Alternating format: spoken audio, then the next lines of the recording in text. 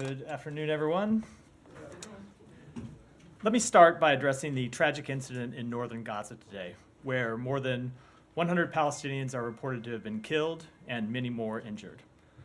I first of all want to express the United States' deepest condolences to the families of those who died. Far too many innocent Palestinians have been killed over the course of this conflict, not just today, but over the past nearly 5 months. And when you think about today's tragedy, it is especially heartbreaking to consider how many of those families affected will be burying loved ones not for the first time. In fact, I'm sure that many of those affected have buried multiple loved ones since this conflict began. When it comes to establishing facts on the ground, we are urgently seeking additional information on exactly what took place. We have been in touch with the Israeli government since early this morning and understand that an investigation is underway. We will be monitoring that investigation closely and pressing for answers. This tragic event also underscores the importance of expanding and sustaining the flow of humanitarian assistance into Gaza in response to the dire humanitarian situation, including through a potential temporary ceasefire as part of a hostage deal.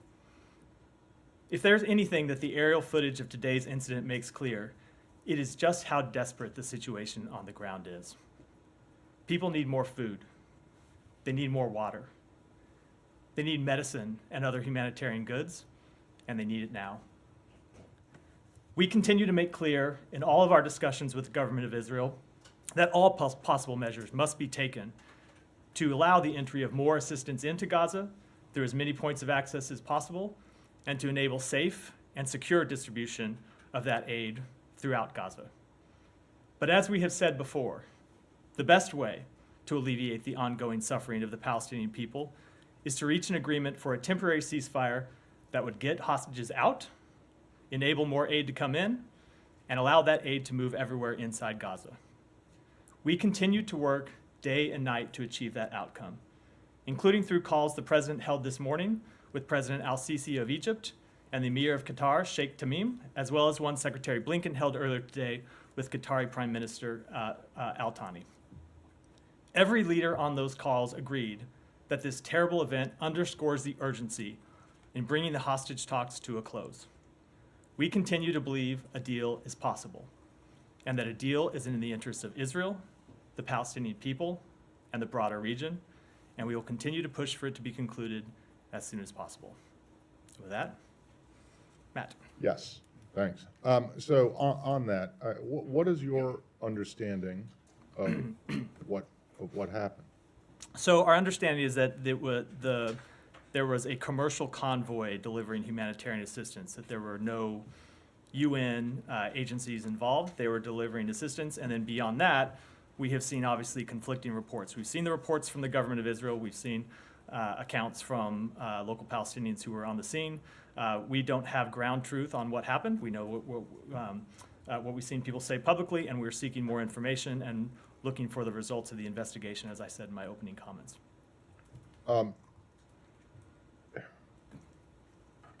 Understanding that you don't have anyone on the ground and you don't know, all you have to go on right now, I presume, are what you've heard from the Israelis, what you've heard from witnesses, and the footage that you've seen. Based on all of that,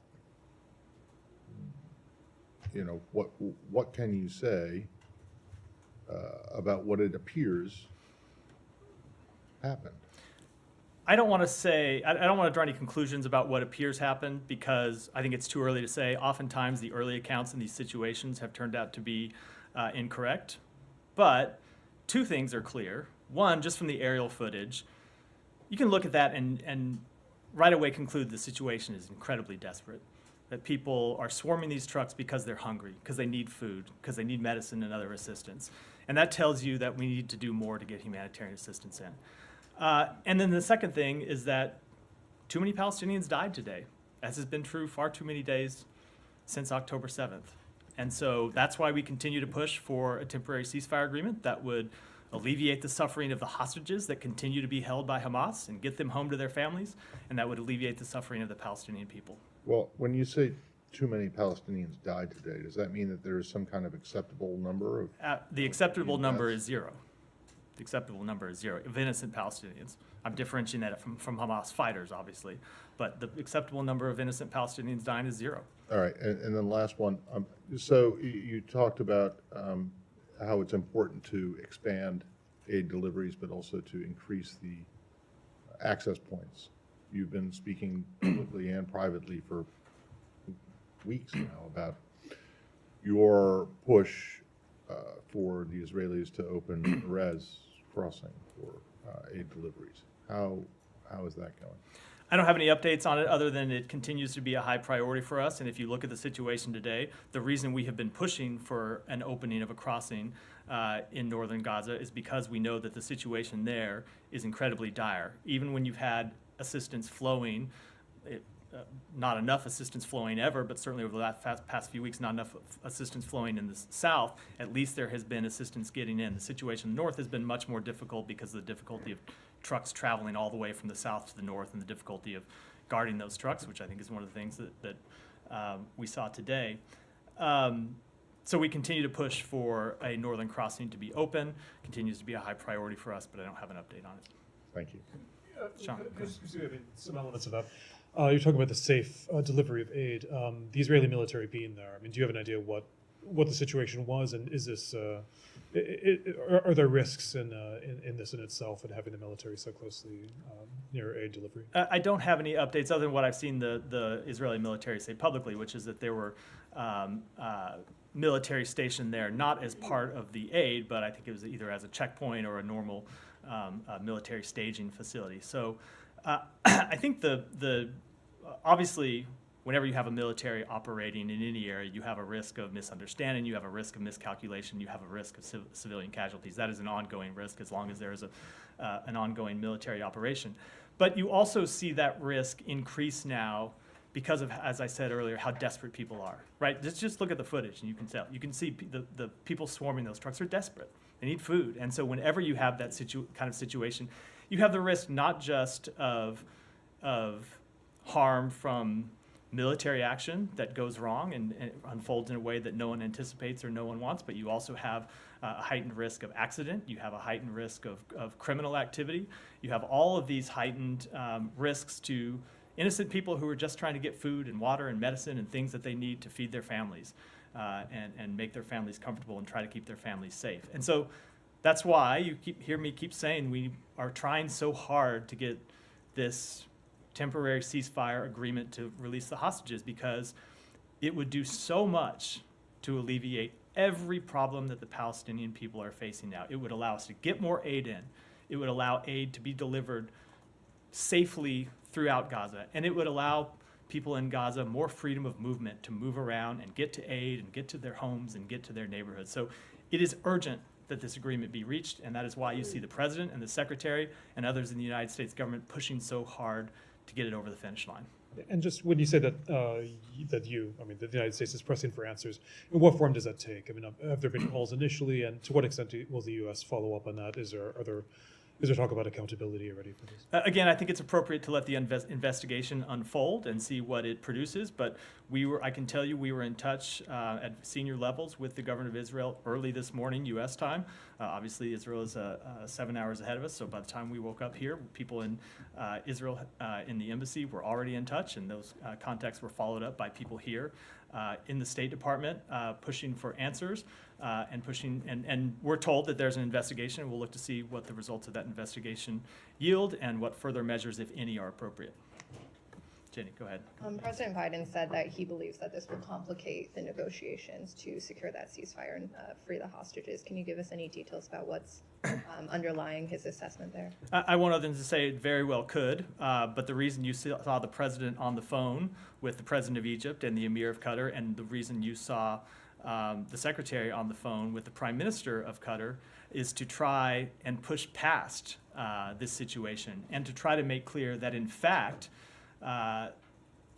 this incident today, this tragedy today, just underscores why we need to get a hostage deal and why we need to get a temporary ceasefire as soon as possible. So it may very well complicate it, but our hope is that it will not, and we are going to push very hard to try to get a deal over the line. And can you give us any more details on what other measures the U.S. is considering to try to get aid into Gaza? We've seen reports potentially airdrops. Is there any So so we continue to try to improve the distribution system and work through that with the government of Israel and the United Nations, and try to find a way to unstick this problem that we have right now with providing security to convoys of assistance. We also continue to explore other measures. I'm not going to get into what those are from this podium, but we continue to consider a number of other possible measures to get assistance in, as well as working with other countries to get assistance in. You saw the government of Jordan facilitate an airdrop earlier this week, something that we very much support. But again, it's not to say that we are not focused on those, because we are, and those would help immediately. But the real solution here to this is to try to get, I should say, an agreement that would dramatically increase the flow of assistance in, and help with the distribution problems, and help with the problem that civilians face of being able to move safely to get to aid when it actually does make it in. And is there any discussion about any other crossings in the north of Gaza beyond Erez being opened? All I can say about that is that we continue to push for crossing in the north to be open, and I'll leave it at that. Simon. Come back to the crossing specifically. Could you, I mean, a lot of people will be looking at this and saying, you know, you're the main supporter of Israel. Israel is completely in charge of this crossing, the Erez crossing, and other border crossings, and that could potentially open up aid to Northern Gaza. We see these images, as you say, it demonstrates the desperation that people are feeling. Why is Israel unable to open that border? So there are a number of security and technical challenges that they have been willing to work through. They can, of course, speak to those directly. I won't try to speak for them, but I will speak on behalf of the United States and say that the Secretary has made clear directly in conversations with Israeli government partners, and as of others in the United States government, that we want to see a crossing open in the north as soon as possible. You may recall that it was our intervention and our push that got Rafah first open for humanitarian assistance, and then our push that got Kerem Shalom open for humanitarian assistance. In both those cases, it's not something that happened overnight. It's something that we pushed for repeatedly, and we're eventually able to achieve. And we are hopeful to eventually be able to achieve the opening of a crossing in the north, because we think it's incredibly important. So are you telling the Israelis that, you know, you don't think that those security, whatever concerns they have, are enough to justify keeping that border closed? I'm not going to get into our private conversations, but I will say that we do continue to press with them the urgent importance of opening a crossing in the north. And there's been this question of the Israelis targeting Palestinian police who have, in other instances, are guarding aid. As Sean was getting at, we seem to have an incident here where the Israelis have ended up involved in securing aid that's being delivered. What does the US have, like a vision or a plan for how aid delivery should be secured, given the kind of chaos that we've seen today?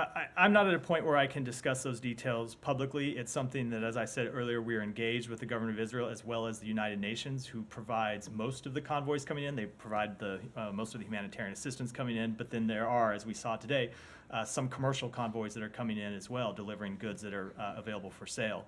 So we're continuing to work through that situation and trying to get it solved as quickly as possible. Our special envoy, David Satterfield, has been engaged with it, but I just don't have any. I just can't get into the details publicly, unfortunately. Said, go ahead. Thank you. Matt. You don't have any doubt that only one side did the shooting and the killing and the shelling and so on of these people, correct? Said, I have seen reports I have seen different reports with respect to that very question. Right. We don't know, as I said earlier, the ground truth of what happened, which is why we think it's appropriate that investigation be conducted. So you think that there were other people shooting? Said, I said I have seen reports that other people were shooting. I don't know the veracity of any of those reports, which is why we're seeking more information. And you expect to get any results from these investigations, these reports? Will you come back to us next week and tell us this is? I can't promise you next week because I don't know how long an investigation will take, but hold on. Certainly when an investigation is completed and we're briefed on that investigation, I'm happy to come brief you on that. On the principle of it, why is it so difficult for this government to say we condemn the killing of children, Palestinian women and children? Why can't you say the word condemn? Said, if you listen to what I said a moment ago, No, hold on. Said, please don't interrupt me. Yeah. I said far too many Palestinians have died. Thousands of Palestinian children have died, and it is a tragedy when one of them dies. Of course, we don't want to see a single child die. We don't want to see anyone die as a result of this conflict, which is why we have been working to bring this conflict to a close as soon as possible.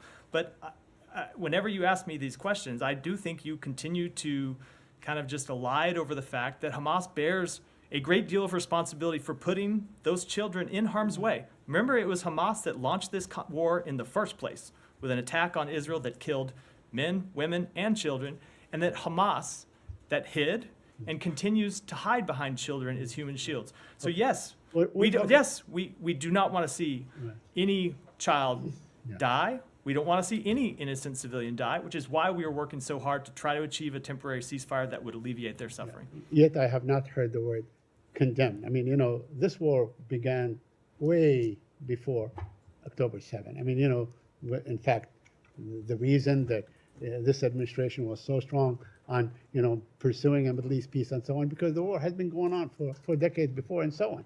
We heard this administration when they came into office talking about reopening the consulate, talking about reopening the PLO office here, talking about restarting and reigniting peace talks and so on, re-aiding UNRWA and so on, simply because that war has been going on for a very long time. Because Gaza was under siege for a very, very long time. Saeed, nothing that happened before October 7th justifies what Hamas did on that day. And it is what Hamas did on that day that led to the outbreak of this war and led to the suffering of so many innocent Palestinians. And I just feel it's important to correct that fact. That's fine. I mean, you know, you guys said this many times before, but in fact, you know, Israel has been waging war on Gaza for a very, very long time. Let me ask you on the aid issue, on the trucks and the trailers and so on. Is there anyone other than Israel that is holding the aid from going in? It is not a question of aid going in. That's not the problem right now, Saeed. The problem is that when aid gets in, there's a distribution problem inside Gaza right now because there are police officers, some of whom are members of Hamas, who have been providing the security for those for that distribution inside Gaza.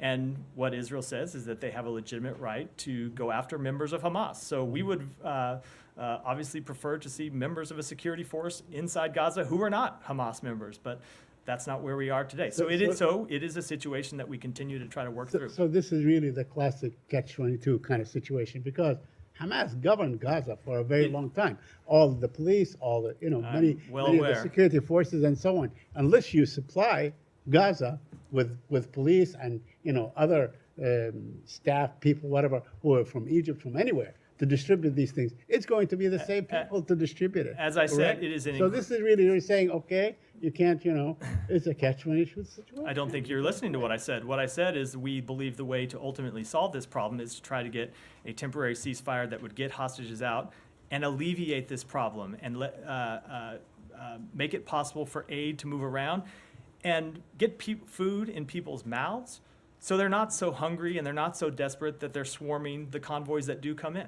Last question. One last question. One last question. Do you suspect that Mr. Netanyahu perhaps authorized this raid to scuttle the negotiations? There is there is no evidence of that I have seen. Said, go ahead. Thank you, Matt. You keep saying that you don't want to see any Palestinian civilians dead, and the number of civilians killed should be 0. But you saw the numbers, I'm sure you did today. They're staggering. There are 30,000 dead, 70,000 wounded, and 7,000 are missing.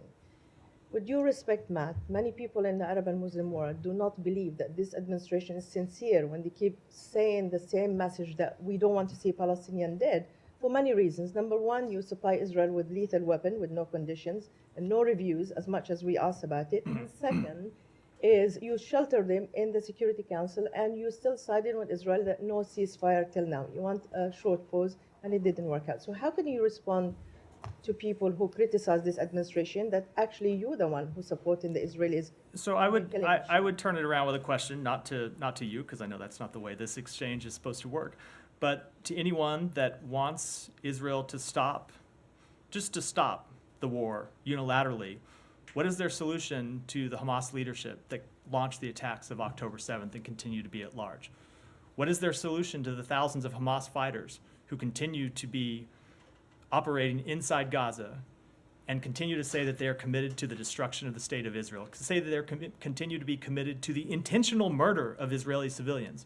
So anyone that is asking the question about Israel and Israel's conduct in this campaign, which are fair questions, and that's why we stand up here and answer them, also needs to ask questions about Hamas's culpability and Hamas is citing that, because this is a difficult problem, and we continue to believe that Israel has a legitimate right to go after terrorists that are right across its borders, right in Gaza, that are committed to the destruction of the state of Israel and are committed to killing Israeli civilians. But we want them to do it in accordance with international humanitarian law, and it is important that they do that. Again, as I've said before, if Hamas came out and laid down arms, all of this could be over today. All of it, every bit of it. The only difference is we are journalists covering the State Department, so. That's why I made clear. That's why I made clear I'm not asking the question to you. I'm very aware. Other Yeah. journalists hold Hamas. But another question. Senator Kuhn said today that if Israel does not present a secure and credible plan to evacuate civilians, 1.5 million from Rafah, then he's willing to consider restriction on arms sales to Israel. And this is an advanced position from a senator that's very close to the Biden administration. So do you believe now you start losing the argument even in Congress?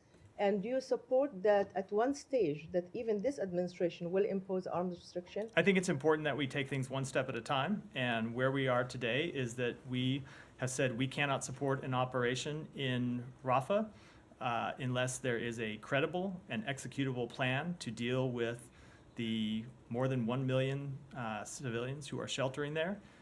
And we have not yet seen such a plan. We haven't been briefed on such a plan.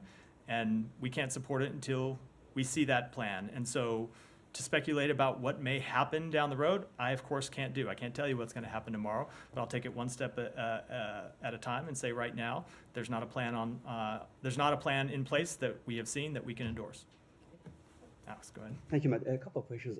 May I get the department's reaction to Putin's speech, his accusations against the West, and obviously renewed nuclear war threat? Anything in particular stood out?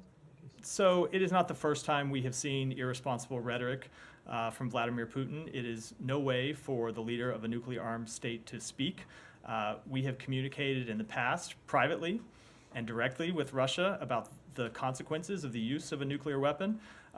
That said, we do not have any sign that Russia is preparing to use a nuclear weapon, and we will continue to monitor this carefully. Thank you. Yale University just came up with a report this morning. They highlighted 323 incidents of targeting Ukrainian energy infrastructure, damaging it, mostly outside of the front line. This is something the Secretary flagged last fall. Now that you have a report backing it, is there any action you're going to take to hold Russia accountable? Any action we're going to take to hold Russia accountable? Well, this is very quiet. I think you have seen us take a number of actions to hold Russia accountable over the 2 years since this war began, the more than 2 years now since this war began, when it comes to imposing sanctions on Russia, imposing export on Russia to try and dry up the fuel for the Russian economy and the Russian military machine. And you have most significantly seen us hold Russia accountable by providing security assistance to Ukraine to defend itself and repel the Russian aggression from its borders. And it's why we continue to say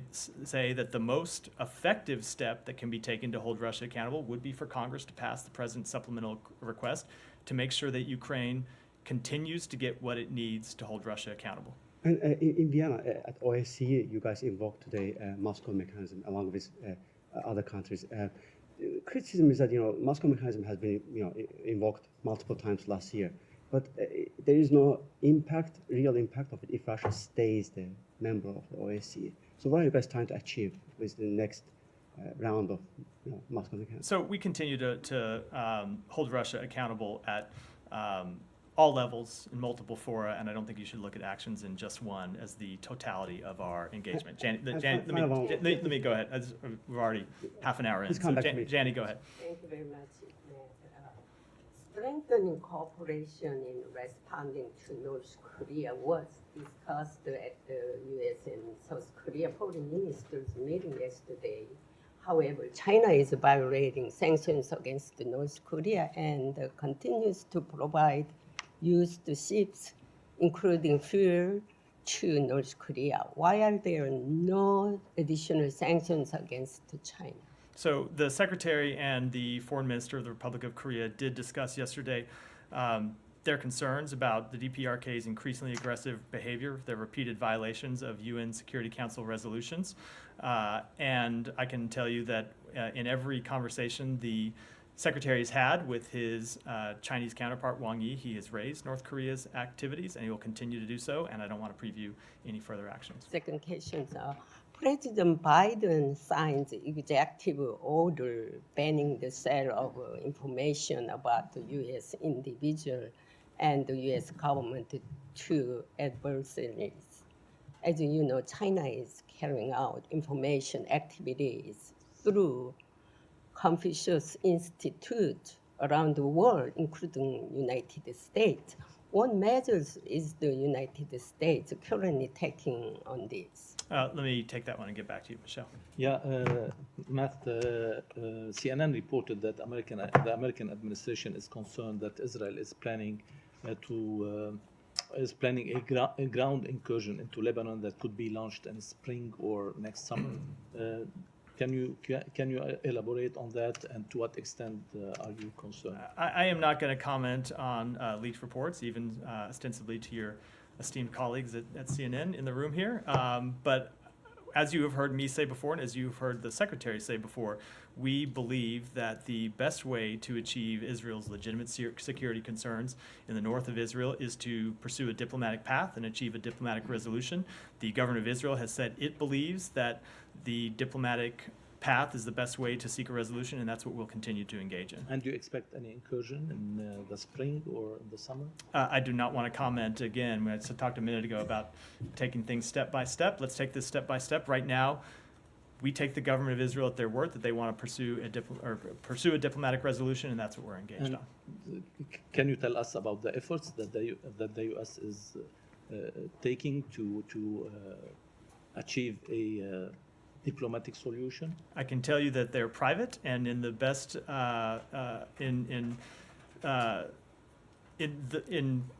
the best prospect of them being successful is to keep them private, but that we are engaged intensively on them. Thanks. Go ahead in the back, all the way. Matt, I know I thank you, skipped you a couple briefings ago, so. Thank you, Mark Stone from Sky News. The Defence Secretary Lloyd Austin said today that he was asked how many women and children had been killed by Israel since October the 7th. He said it was 25,000. If the total number is 30,000, that leaves 5,000 men killed. If you assume that all those men are combatants, which is an absurd assumption, but some have made that assumption, that means that more than 80% of the people killed since October the 7th are civilians. How is that anything other than a complete disaster and a total failure of American leadership? So I have seen the comments by the Secretary of Defense. I haven't seen them in full, so I will refer you to the Department of Defense to discuss exactly what he meant. But I will say whatever the exact number is of civilians that have been killed, it is far too high, which is what you heard me addressing a moment ago, and which is why we continue to try to perceive a temporary ceasefire that would alleviate that suffering. So but if I can follow up, first of all, are you suggesting that maybe the Defense Secretary got it wrong? No, I'm suggesting that for comments about the things the Defense Secretary said, you should take that up with the spokesperson for the Defense Department, who does have a daily briefing, and I'm sure we'll be happy to talk. So how many civilians do you think, how many women and children? I don't have a further estimate to offer. Go ahead. Thank you. Two questions on Iran. So what does the department think about the parliamentary elections to be held in Iran tomorrow? What is the expectation and assessment, and does it think that it's fair and free? And then I have another Iran question. So I have no expectation that Iran's elections will be free and fair, and I suspect that a great number of Iranians have no expectation that those elections will be free and fair. As you probably already know, thousands of candidates were already disqualified in an opaque process, and the world has long known that Iran's political system features undemocratic and non-transparent administrative, judicial, and electoral systems. And my second question is, what is, again, department's assessment of Russia putting an Iranian satellite into orbit does it believe that the satellite is, as Iranians say, to be used for civilian purposes?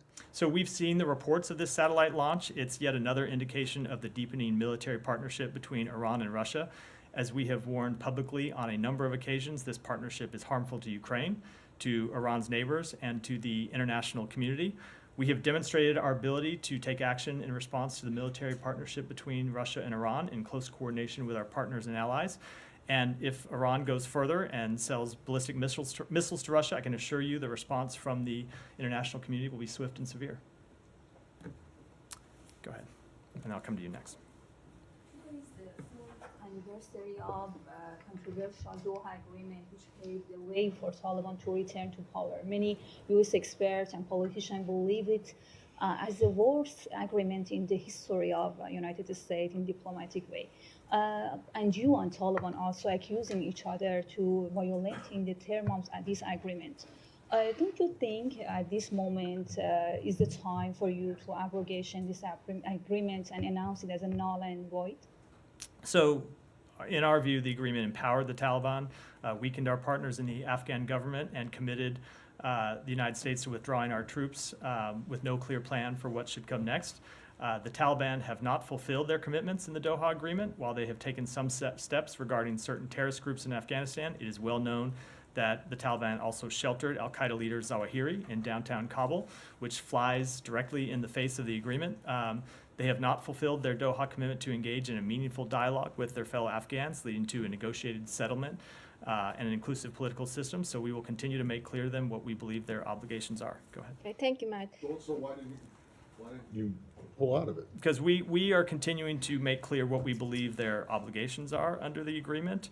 Well, yeah, but if they're not doing it, then, you know, I mean, Uh, look, you guys took what you say now is a flawed and bad agreement from the previous administration, but forged ahead with it, even while knowing that, even while thinking that it was a bad agreement. Why?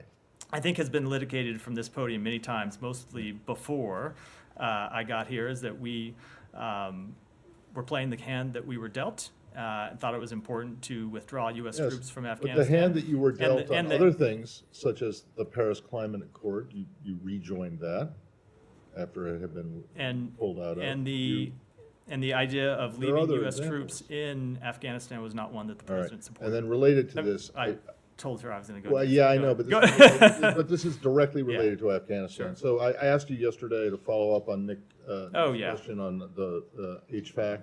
So Chairman McCall has just announced a March 7th markup for a bill that would hold the Secretary in contempt of Congress for refusing allegedly to turn over these after-action report interview notes. What's your response to that, and do you have any response to the questions that I asked you yesterday? Yeah, let me take the second question first, because I hadn't really looked at that statement, which came out right before the briefing. So what I said 2 days ago was accurate. I stand by it. We did not tell the committee that the interview notes were the property of other agencies, as the committee said in its letter from a couple days ago. We also did not tell the committee that the interview notes implicated other agency equities and needed to be cleared for release by other agencies, as the committee said in its statement yesterday. So what I said was accurate, and I stand by it. But as it relates to the overall question, this is a matter we have been trying to resolve amicably for some time. We recognize the committee's legitimate oversight function, and that's why we have supplied them with thousands of pages of documents. It's why we have made people available for transcribed interviews. As you know, we have come to kind of loggerheads at certain points in the past and been able to reach a resolution, and that's what we'll try to do here. Okay, so but you're still not prepared to turn over what they're asking for, whether their interest is, in your view, legitimate or illegitimate. They do have a legitimate interest in the subject, but you're still not going to hand them over. So, is that correct? Two things. One, they have a legitimate interest in the subject, but that does not mean that there aren't also longstanding executive branch equities that we need to be mindful of. So that's the first thing. The second thing is, I'm not going to negotiate over this in public, but we are are and will be in contact with the committee about this to try to reach some kind of Well, resolution. are you at all concerned that there's going to be this markup in the committee that would hold the secretary in contempt? We are going to try to achieve a resolution. We've seen these markups. Before announced. then? Yeah, yes, before then. Thank you. Now, go ahead. Thank you. Going back to humanitarian aid into Gaza, the ICJ ordered last month immediate and effective measures to protect Palestinians in Gaza from the risk of genocide. That includes ensuring humanitarian assistance. So do you think that Israel is complying with this ICJ ruling? And do you believe, do you agree that today's attack near Gaza on starving people waiting for humanitarian assistance violates this ICJ's? So again, let me just say, I don't believe we have established the facts of what actually happened today, but it is important that those facts be established, which is why we have called for an investigation, and we'll look forward to the results of that investigation. As I've seen, there are conflicting accounts, and we don't know the ground truth of what happened. When it comes to the overall question, we certainly have seen Israel take some steps to facilitate the assistance of humanitarian aid into Gaza, but we think that there's more that they can do and more that they should do, and it's why we continue to press them on. I have a follow-up on that, because UNRWA's head Lazzarini today said during an interview with CNN that there has been a 50% reduction of humanitarian aid entering Gaza compared to last month, despite the ICJ's ruling. So it seems that Israel is not taking maybe those steps to allow more humanitarian aid.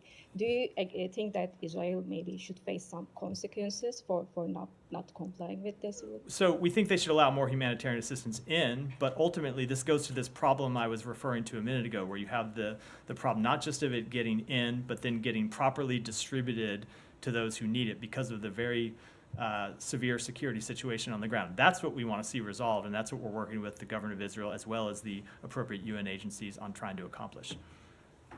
Go ahead, Jen. Palestinian factions are meeting in Moscow today. I'm wondering what the U.S. assessment is of Moscow taking this role to try to play, I guess, a diplomatic role here. So we have not seen Moscow play much of any role in trying to resolve this conflict since October 7th. We have always said that we would welcome countries that were willing to play a constructive role in trying to achieve a diplomatic resolution, but I will say it has never been our assessment that that is the role that Moscow wants or is willing to play. Sean. Could I take you to Africa for a few Yeah. questions? Ghana, I know there was a statement that you issued last night on the anti-LGBTQ bill. Just to follow up on that, if my understanding is that the president, Akufo-Addo, hasn't signed it yet, are there talks with Ghana trying to stop this from becoming law? And if it comes to fruition, is there a sense of what the repercussions, if any, could be from the U.S.? So we have made very clear what our opinion is on that law. You can look at my statement yesterday, and we have made that clear in private conversations with the government of Ghana as well. I don't think I should get any more specific than that, but if this bill becomes law, it would certainly have a chilling effect on foreign investment and tourism in Ghana. You've seen that same chilling effect bear fruit in Uganda, which passed a very similar law in the past. And I can say that should the bill pass, it would potentially have ramifications on U.S. assistance in the country. Sure. Just a couple more in Africa. Yeah. In Chad, the opposition leader was killed, Mr. Dilo Joru. I wonder if the U.S. has any comment on that in terms of how this complicates, if at all, the situation in China. No, so we are aware of the targeted violence that transpired yesterday in a neighborhood in the capital. That violence has abated, but we continue to monitor the situation closely, and we've seen reports of his death, widespread reports of his death, but have not confirmed them and don't have any other assessment at this point. Sure. And just one more, I know I've asked about this before, but in Senegal, the date for the election, the opposition is calling for it to be held before April 2nd, when President Sall has said he'll step down. I know you've said before that the U.S. wants the election as soon as possible. Does the U.S. want to weigh in on that timeline, whether it should be before he leaves office? I don't want to weigh in other than to reiterate what we have said before, which is, as the Supreme Court ordered, we want to see the constitutional process followed, and we want to see the election as soon as possible. I'll take a couple more and then wrap. Go ahead. Thank you very much, Matt. Thank you very much. A gentleman named João Diego, a Portuguese-American from Texas, did $200,000 business with China, got cheated, got robbed. Till date, there is no clue about who did it. 3 months before him, a gentleman from Reston did the business with the same company for about 120,000, went to the Beijing office of the U.S. Embassy, complained, filed the name of the person, phone number, picture. That same person basically cheated this other gentleman 3-4 months later. Any protection for U.S. businessmen regarding State Department officials sitting in Beijing about solving their business-related issues? You know, I do not know the underlying specifics of the cases that you've raised, so can't possibly comment. Just one more. No, go One, ahead. Go. Let me just. It's been a busy day. Go ahead. more. Just fine. Yeah, go ahead. So, as you know, the Polish foreign minister was in town recently, and in many comments before his meeting with Secretary Blinken, he repeatedly warned that if America fails to honor the president's pledge of supporting Ukraine as long as it takes, it will badly damage America's credibility as an ally, and then some allies will look for security elsewhere, and others will look to pursue their own nuclear weapons. Is that? What's your response to that, and do you share this worry? So we think that America's credibility when it comes to upholding our commitments to our allies is well established, and it's something that has been well established over decades. That said, I am quite sure that our allies are watching closely what the United States Congress does when it comes to supporting Ukraine. And even more than that, I know our adversaries are watching closely what the United States Congress does when it comes to Ukraine. Most importantly, President Putin, who I am sure is watching and waiting to see if the United States Congress is going to stand with democracy and stand with those who support freedom, or if it is going to allow President Putin to continue his aggression against Ukraine without ongoing military support from the United States. Sorry. Yeah. Yeah. Upholding our commitment to allies is well established? Believe so. Yeah? Yeah. Okay, well, you're going to tell that to the Montagnards, to the Hmong, to the Cambodians, South Vietnamese, to the Kurds, to the Afghans, all of whom were abandoned by the United States after, having gotten firm commitments of support. So we could do a long tour through United States foreign policy. Well, I'm sure we most of which we don't have to do the long tour. I just want to know who comes up with the language that your commitment to allies is well established, when in fact what's well established is a long history of you abandoning allies. I think when it comes to our allies, and specifically I was speaking about our NATO allies in response to that question, I think our track record of supporting them is clear, and more importantly, the commitment from the president is clear. My last thing is just, I had asked before about Chinese complaints from the Chinese embassy about the treatment of Chinese students with valid U.S. visas being harassed and or deported on their arrival in the United States. Do you guys have anything more to say about that, and how widespread an issue this is? I realize it's not mainly a State Department concern once people arrive at a port of entry, but you do give the visas out, and if someone has a valid visa, they should have an expectation of at least not being harassed. Let me say generally that people-to-people ties are one area where we can work cooperatively and constructively with China, and it's something that we have sought to increase. You may have seen the announcement just recently that we agreed with China to allow 100 weekly flights, direct flights between the United States and China, 50-50, split between the PRC and the United States. When it comes to people from China coming to the United States, students make up a significant portion of those who come.